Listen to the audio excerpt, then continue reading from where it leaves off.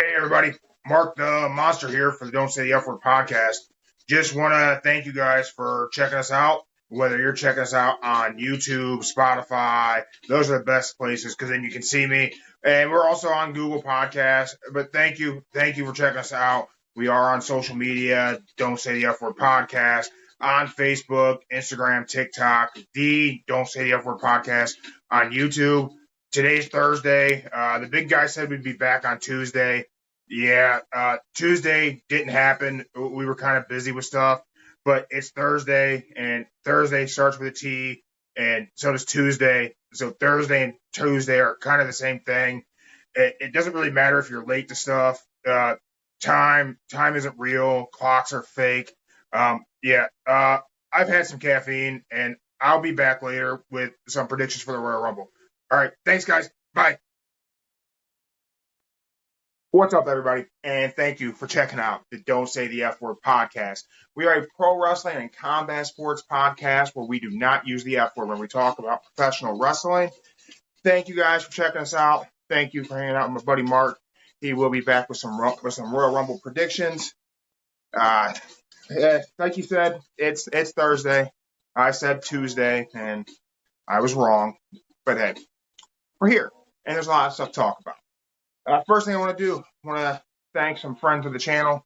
Thank you to Alt Wrestling Tees. Guys, go check them out on Instagram. Alt Wrestling Tees partners with a lot of pro wrestlers. They partner with Kings Road Wrestling for deathmatch T-shirts. They have partnered with Flip Gordon to design one of his shirts that is available on Pro Wrestling Tees. Dog messing with the lighting. No worries. We have pets in the studio. Also, want to give a shout out to Reality Jiu-Jitsu. The team there in the UK does something really awesome.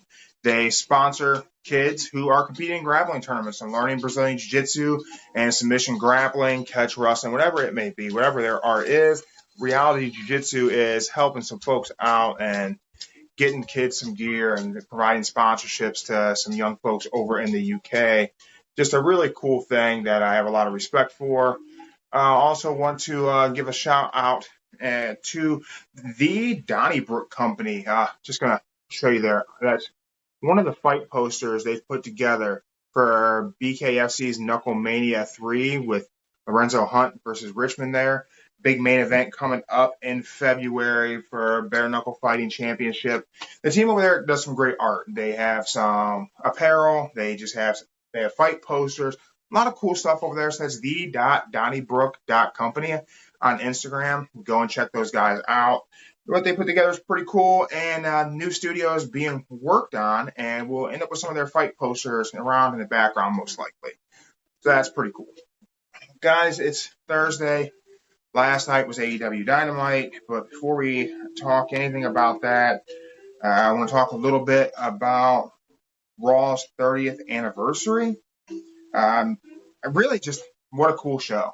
Like the anniversary shows, of course we have most recent memory of Raw 25, which had some cool moments, but it had some stuff that was kind of, I guess, lame for the time. I mean, Taker's involvement at Raw 30 versus Taker's very confusing promo at Raw 25 really aren't even comparable. Like I enjoyed Taker's spot this past Monday. I thought coming out to Kid Rock was cool. There's some nostalgia there for a 40-year-old dude like me. I thought that him not really cutting a promo in the LA Knight interruption, I think the Bray Wyatt return did a very interesting thing by being the thing that gets LA Knight over. I don't know that was the intended purpose. I feel like this past Friday's SmackDown, where they brought back the Firefly Funhouse, I don't know that was the initial plan with Bray Wyatt's return. Again, guys, really cool. Don't Say the F Word cup. My face on it. Matches the cool shirt. But anyway, I don't think the Firefly Funhouse was the plan. I don't think it was a plan to get us back to that iteration of Bray Wyatt. At least I don't think that was intended so soon, necessarily. I don't think anyone thought that Bray and LA Knight was going to be compelling. out of the gate. It seemed a little weird to have Bray have a feud with someone who he seemingly had no history with. Then they've done this, and it's gotten LA Knight over. People who have no idea who LA Knight was prior to the main roster and doing the whole, model management thing, and weren't even aware of LA Knight's NXT run, and certainly didn't know LA Knight is Eli Drake, are really buying into LA Knight. They're saying his catchphrases. It's become kind of like Sing Along with The Rock, but it's Sing Along with LA Knight, which certainly not comparable star levels by any means, but the shtick is very similar. And I don't think that was the plan with Bray's return. I'm not even sure it was the plan with this feud, but it's worked beautifully if it was the plan. I think like that piece with LA Knight and Taker was done really well, and for LA Knight to get that rub off of Taker is really pretty cool. I don't know that there was necessarily a plan for that, like creating that feud with Bray. I think a lot of these things are just happening organically in WWE right now, which is really whenever the best shit happens for WWE. It's wherever it happens organically. I think that the return of Brock on Raw was kind of should have been expected for sure, especially with having Bobby Lashley and Austin Theory being main event.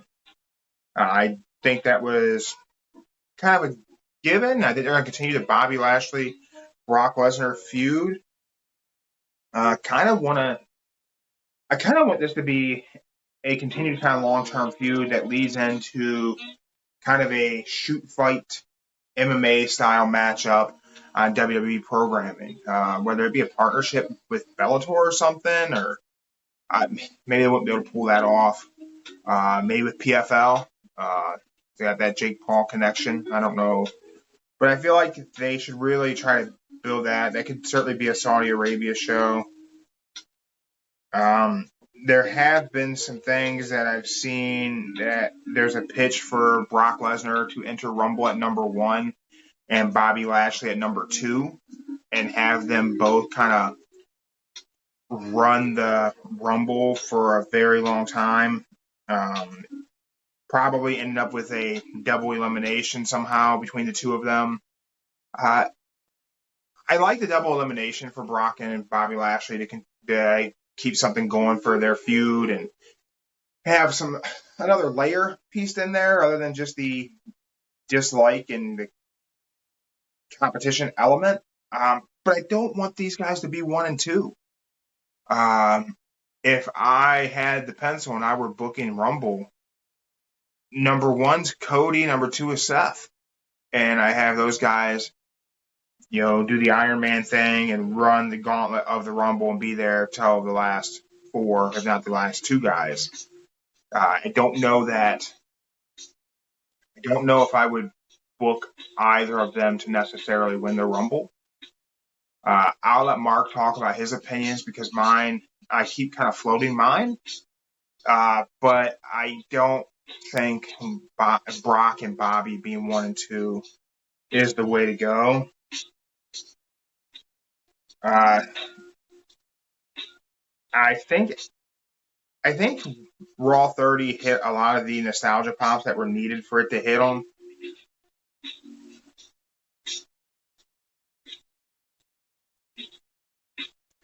Yeah, I think Raw 30 definitely hit all the nostalgia things it needed to hit. Having DX there with Angle was kind of...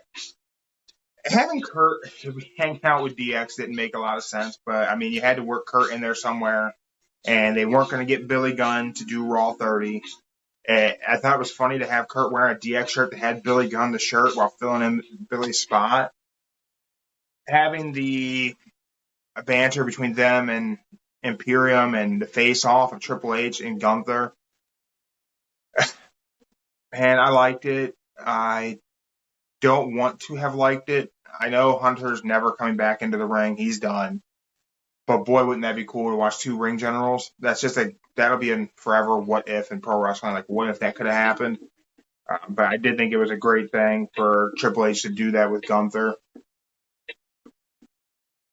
Gunther's definitely a Hunter guy, so I think that was kind of a cool thing to do. I want to move on to talk a little bit, because, not a lot of story development. We had, the trial of Sammy Uso on Raw, which I thought was done very well. I think that it speaks a lot to Sammy and the Bloodline story that you had 16,000 people in Philadelphia chanting for Sammy. Sammy was in the ring with Roman Reigns and Paul Heyman. Paul Heyman in Philly, and the crowd was chanting for Sami Zayn. If that's not a main event star, I don't know what you need to tell you someone's a main event star. Sammy is over with the WWE crowd. So I think Sammy's the organic star to come out of the Bloodline story. Like, the crowd's just loving Sammy. And whatever happens, however this swerve takes place, whether it's Sammy turns on the Bloodline or the Bloodline turns on Sammy, or what it is that ends this relationship, Sami Zayn's going to be a main event player in WWE for a long time coming out of this story. And it's the best story being told in pro wrestling right now. A little about Dynamite, just because I didn't watch the entirety of Dynamite last night. I don't know when I'm going to finish off watching last night's Dynamite. I'm glad I didn't watch it live. I don't think I could have stomached the emotion of the Jay Lethal Mark Briscoe match. That was the main event last night. For Mark Briscoe to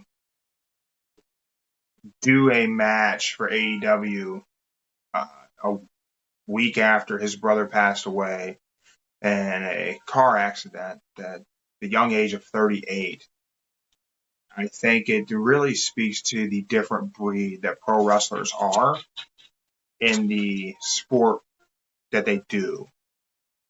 I think pro wrestlers may love their profession more than anybody else. I don't think you have players in the NFL. I don't think you have NBA players who love what they do to that degree that to honor their brother's memory and what he loved so much to do a show a week after he passed.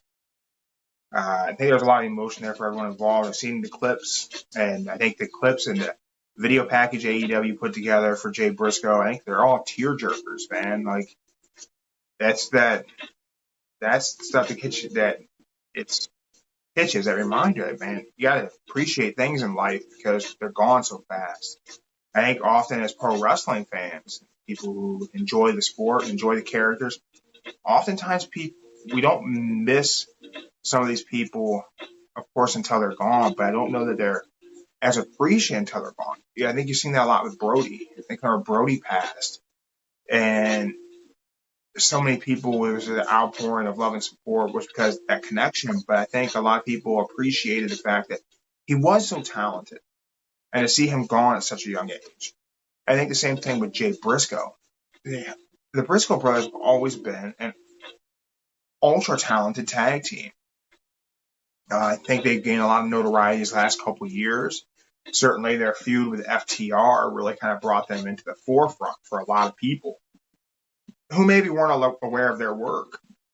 I've watched a lot of the Briscoe stuff over the last few years, dating back, early Ring of Honor, even TNA stuff and Impact, and just different things on the indies. And certainly as them boys, there was very polarizing characters, and seemed to be a lot of their own personalities turned up to about 17 as opposed to that turned up to 11 moniker that everybody likes to use in pro wrestling.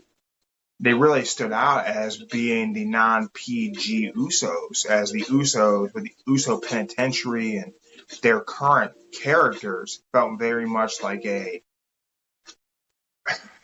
nerfed Briscoe brothers in a lot of ways. And the Briscoes being them boys and calling out FTR and the way they would do their promos and shoot them. And yeah, seen one recently where Jay was talking because he was very good at painting the picture and telling the story in the promos, as Mark was there to add some color to those promos. And Mark's back behind Jay, messing with a pocket knife and a gun, and goes off and shoots at a beer bottle while Jay's cutting the promo. And it's just those little things that WWE can't do and won't do that the Briscoe brothers were doing. It was just very unique. It painted you such a great picture of these characters they were portraying. And really, you just couldn't help but appreciate those things. And I think that whenever a wrestler's gone, we as fans go back and we look at stuff and find things that we may have missed along the way.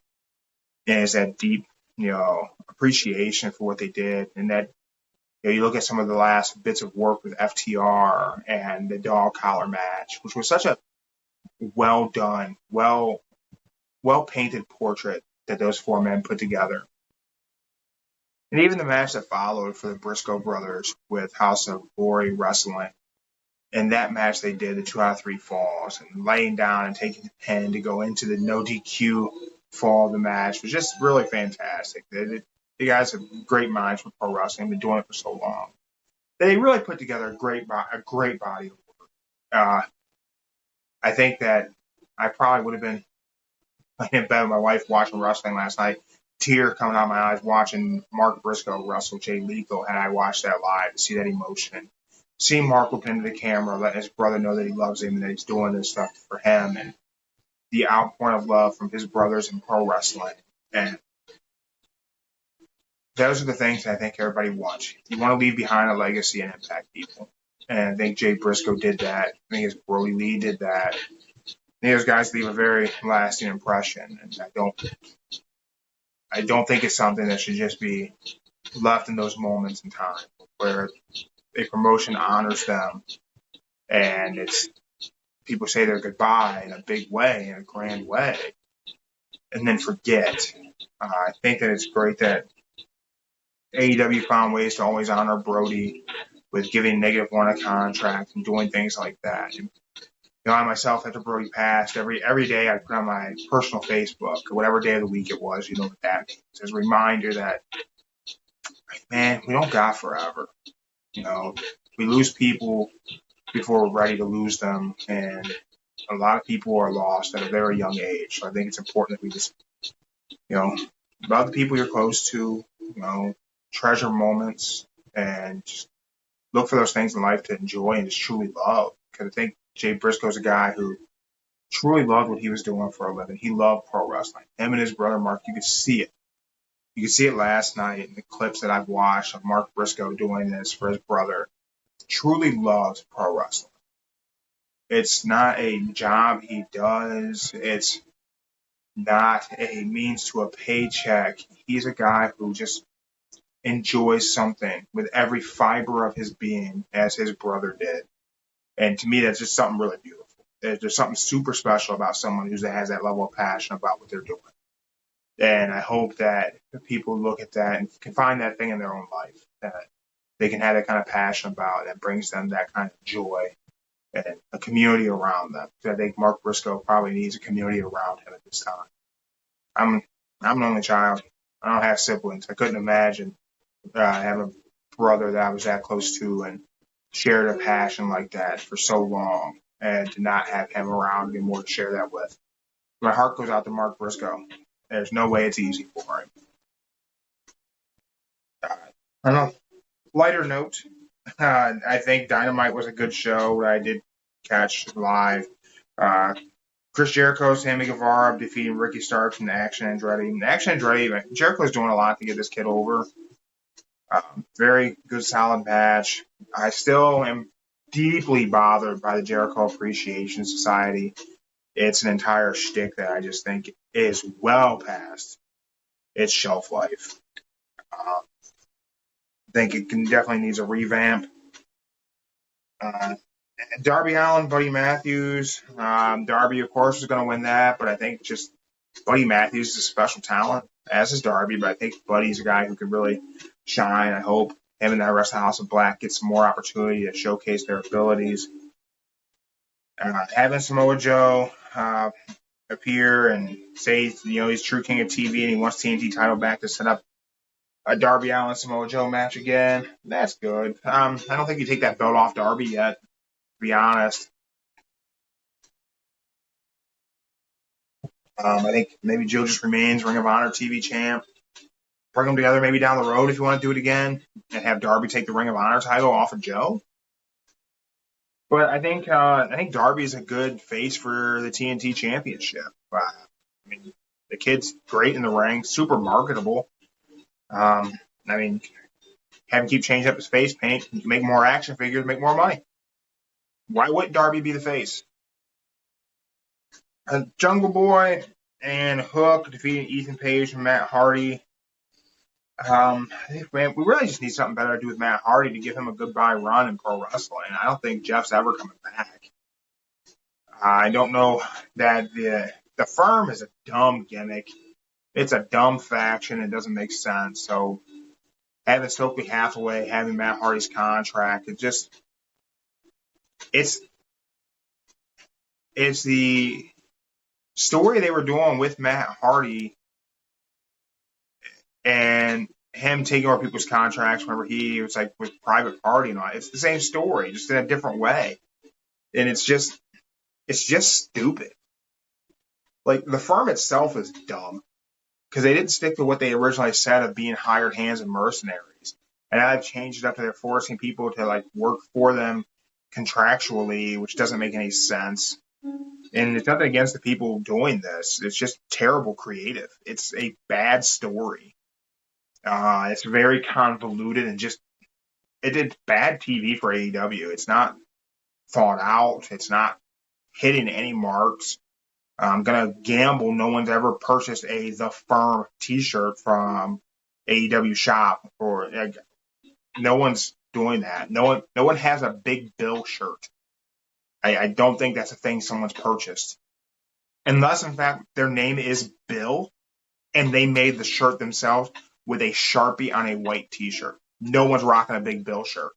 It's terrible creative. It is some of the worst stuff AEW's put out, is The Firm and everything around it. And it sucks because Ethan Page is a very talented professional wrestler. You know, W. Morrissey is a talented guy. The Gun Club, good kids, decent work in the ring. The Firm is stupid, as is Jericho Appreciation Society. Sorry. All the athletes involved in these stories are good athletes and good pro wrestlers. Just the creative is shit. Complete shit. We did get the Acclaimed and the Guns to go to therapy. So that's some good sports entertainment for you on Wednesday night. Hangman Page laid out a challenge to Moxley for them to have a match in Dayton. Wheeler Yuta accepted on behalf of Mox and issued a challenge to Hangman for Rampage. That spoiler's out there if you want your Friday night ruined for you. For me, I'll be watching Rampage probably Saturday morning, and I'm not looking at the spoilers. I'm not going to tell you guys about it. Bryan Danielson defeated Brian Cage. A very good match. There's a lot going on that Brian Cage's contract has just about expired in AEW, and he may be looking to venture away from AEW. He's a guy who's incredibly talented. I'm a huge Brian Cage fan.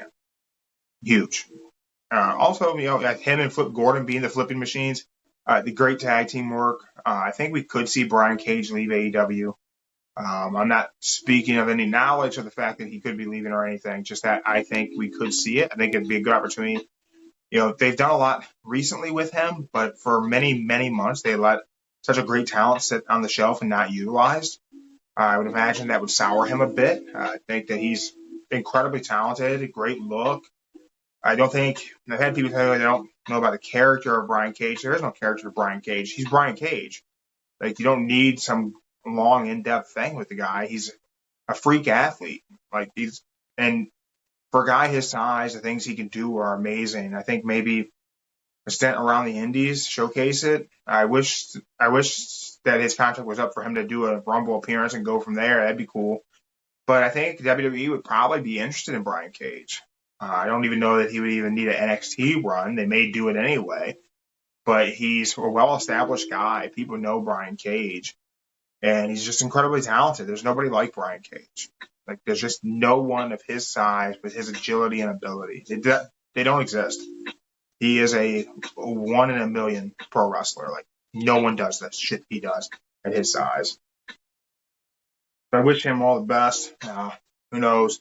Who knows what he'll do, but I hope whatever he does, he's utilized properly. I hope he's able to showcase his ability and just be happy and enjoy it. We did have so Bryan Danielson wins that as part of his journey to the Iron Man match with MJF with Max, and MJF did a beat up of Danielson. We're going to do a promo later from MJF of one more person to put in the way, and they end up being Timothy Thatcher. If you're not familiar with Timothy Thatcher, he is a old school shooter pro wrestler, man. His style is very much a shoot style. Him and Matt Riddle, I think, had the first Fight Pit match in NXT, and they worked a great, very aggressive style match. I think that Timothy Thatcher's been in Pro Wrestling Noah lately in Japan, so I don't know if they're going to bring him over as a mainstay in AEW, if this is a one-off, kind of like what they did with Jeff Cobb a couple years ago with Jericho. But I think Timothy Thatcher and Bryan Danielson is going to be an incredible match next week. I hope no one's sleeping on that, because that's going to be just a very aggressive style match.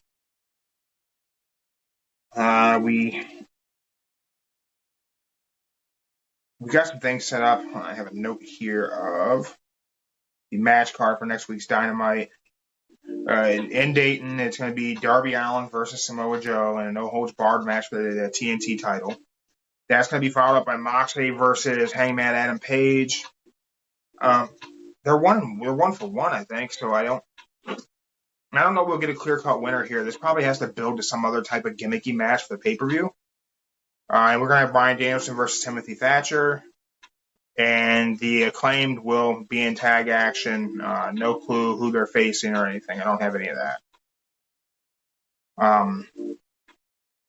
I think all in all, so far been a great week in wrestling. Tomorrow's the go-home show of SmackDown before the Rumble.